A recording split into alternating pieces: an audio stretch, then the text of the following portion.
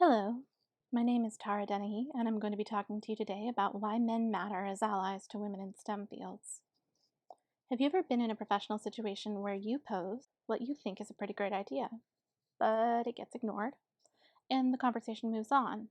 After some time, however, your colleague speaks up and says the same exact idea, only this time, everyone loves it. What happened? If this situation feels familiar to you, there's a fair chance you are a person of color or a white woman. The reality is that social categories, like gender, race, and ability status, can influence who gets credit for intellectual contributions. In fact, McKinsey and Lenin's 2019 Women in the Workplace report found that 38% of women, as compared to 27% of men, reported instances of their colleagues taking credit for their ideas. This is exacerbated among women in male-dominated environments where women are in the numeric minority, like in certain STEM fields. Male-dominated environments can raise social evaluation concerns, where women may be often rightfully concerned about being evaluated on the basis of their gender. My colleagues and I have been exploring whether allyship can help to mitigate this chilly climate for many women in STEM. Our simple definition of allyship is taking action to support those who otherwise might be or feel excluded. We specifically have been exploring the role that men can play as allies to women in STEM fields. Why focus on men as allies? This is definitely not to say that women would not be valuable as allies or important to creating gender inclusive environments. In fact, some of my own past research demonstrates the importance of relationships with other women in STEM for persistence of belonging. However, one key reason to focus on engaging men as allies is to bring them into the work of fostering inclusion. The burden of creating gender inclusive culture often falls on women, who tend to be saddled with a lot of extra task demands. Additionally, we propose that in male-dominated fields, men may actually be more effective than women as allies for creating culture change.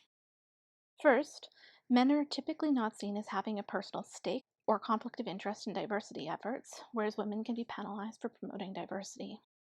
Men are also seen as more prototypical, more central in their social networks, and men are more often positioned to be the gatekeepers of social norms. In my talk today, I will be presenting data from 7 different studies. 4 of the studies are correlational. Studies 1 and 2 include data from first-year engineering students in engineering classes at 2 different Canadian universities. Study 3 has data from Amazon MTurk workers employed full-time in STEM fields. And finally, Study 4 includes data from men and women STEM professionals working in STEM organizations in Canada and the US. These data are part of our large-scale workplace culture survey.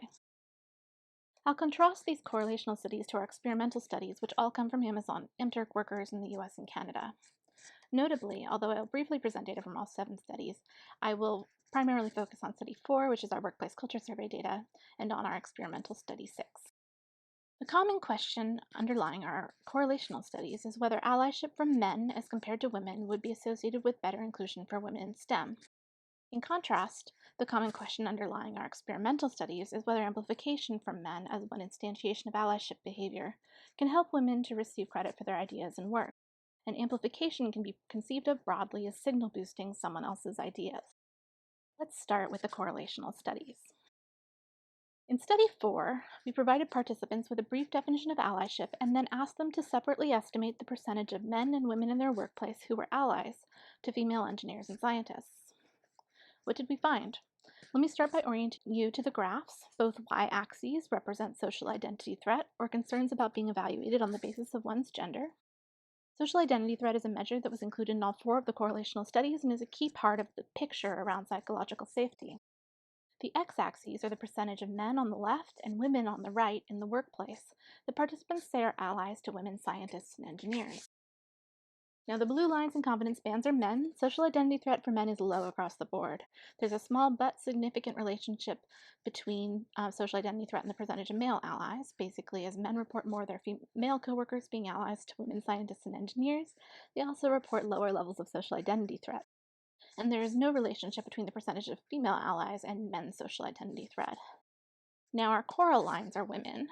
The clear takeaway from these graphs is that male but not female allies are associated with significantly lower social identity threat for women in STEM. Women report less threat the more they see their male coworkers as being allies. We see similar relationships across all four of our correlational studies. Although the meta-analytic R is non-zero for the percentage of female allies, we see a substantially stronger relationship between social identity threat and the percentage of male allies than the percentage of female allies. The potential benefits of male allies are not limited to social identity threat.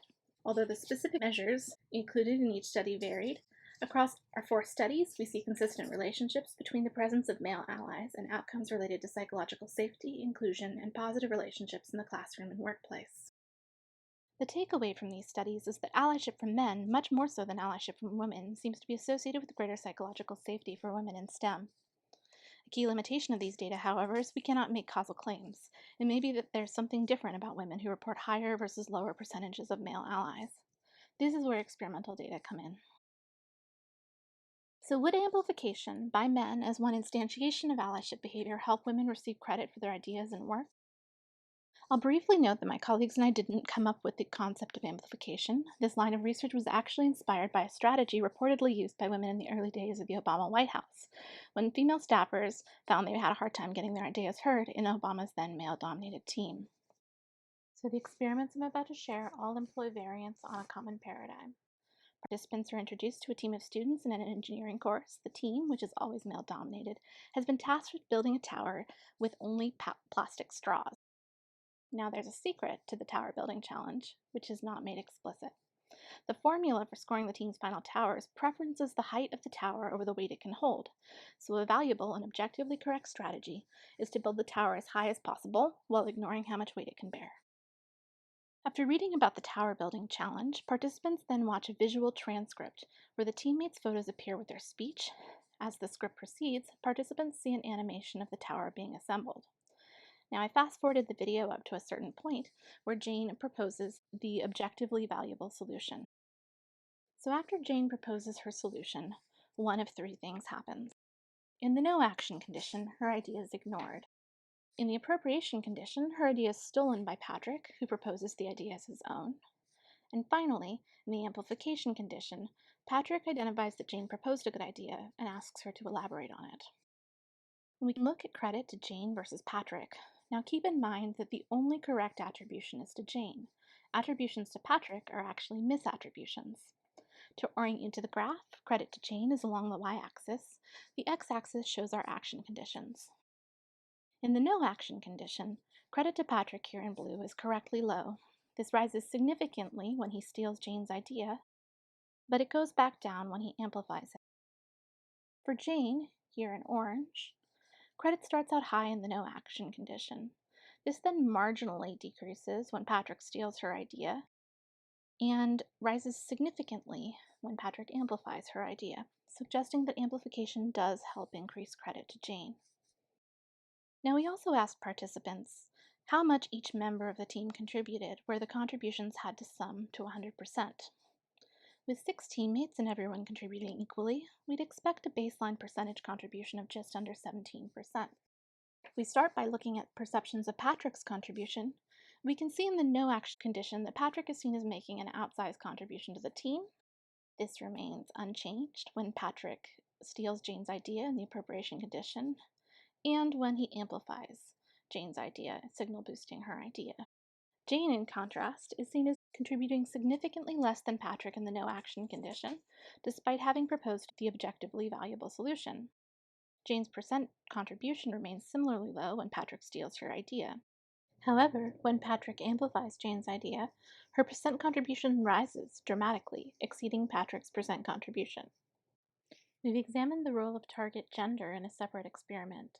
We asked whether Patrick appropriating the key idea, relative to no action, would have different effects on Tom compared to Jane as our targets. Although credit was much higher to Jane than to Tom, potentially as she was the only one on the team in this experiment, we see that relative to no action, although credit to Jane drops substantially when Patrick steals Jane's idea, credit to Tom is not affected by Patrick stealing his idea.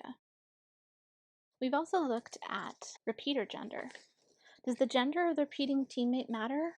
In this experiment, Jane always proposed the key idea, which was then stolen or amplified by Diane versus Patrick.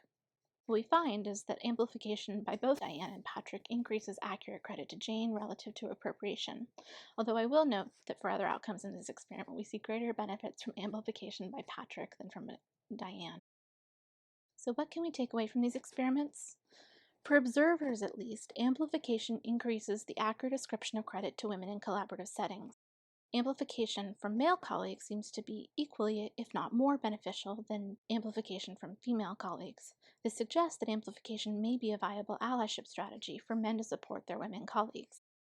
These experimental data suggest that men acting as allies can directly impact women's experiences of voice and inclusion in male-dominated fields such as STEM. Between our correlational and experimental data, we have converging evidence suggesting that men can play a potentially powerful role as allies in shaping more inclusive environments for women in STEM. So given this evidence, how can we go about encouraging men to act as allies? In the last few moments of my talk, I want to briefly share a tool that my colleagues and I have created to engage men as allies to women in STEM. Just as Ida and her colleagues developed agent-based simulations based on the Petrie multiplier, my colleagues and I were similarly and independently inspired by the Petrie multiplier to build a series of agent-based simulations. However, our simulations were built on a rather different goal: to build an interactive tool that would let people simulate how much underrepresentation can lead to disproportionate harm from cross-gender bias, as well as how reactive and proactive allyship, which Lucy will be introducing in her talk, can mitigate this harm. We wanted to briefly introduce this tool to you as we're making it available in beta on our website at projectrise.ca/allyshipsim. You can also access this link via the QR code on the screen. I encourage you to view the tutorial on our site and play with the simulations. So I'll hand over the microphone at this time to Lucy, who will be introducing her taxonomy of inclusive action. Thank you.